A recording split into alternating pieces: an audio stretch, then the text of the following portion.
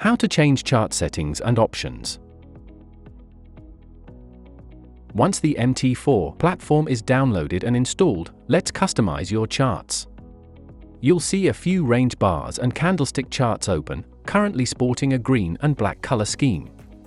First, let's switch everything to candlestick charts.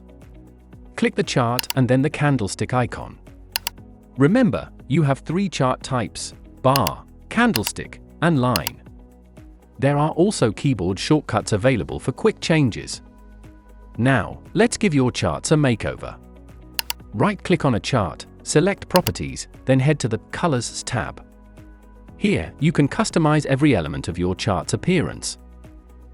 For example, we're going for a clean look with a white background. Feel free to experiment and find the perfect color scheme for you. Thanks for watching. Stay tuned for more exclusive videos.